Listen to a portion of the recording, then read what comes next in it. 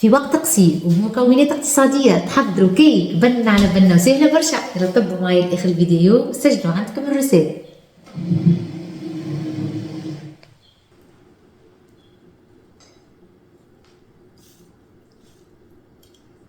عندي 3 كعبات عظم بحرارة الغرفة باش نصب عليهم 7 مغارف كبار سكر حبيبات، باكو سكر فانيي، ونخلط بفويل عادي باش نزيد عليه فنجان متوسط الحجم، فنجان زيت زيتونة والا زيت نباتي، هنا باش نعمل زيت نباتي،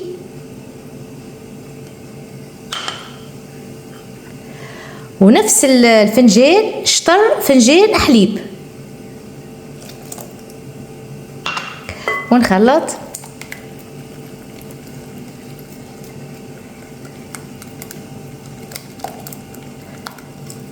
باش نزيد 9 مغارف كبار فرينة ديجا نكون غربلتهم،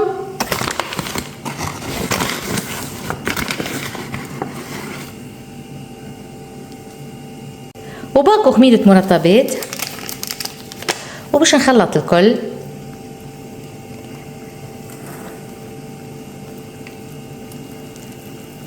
باش تكون التكستور بالشكل هذايا.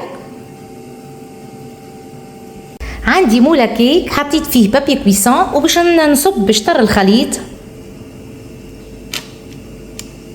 الشطر اللي تبقى باش نصب عليه مغرفة كبيرة شوكولاتة بودر، ونخلطوا الكل، وبعد باش نصبوا فوق الشطر الاولاني بالشكل هذايا. باش نصب شويه لوز مهروش فوق الكيك، وباش نخليها في الفور على 180 درجه لمده 25 دقيقه. حضرت الكيك، شوفوا هيك المنظر محلاها قديش منفجه، قديش هكا لونها مورد.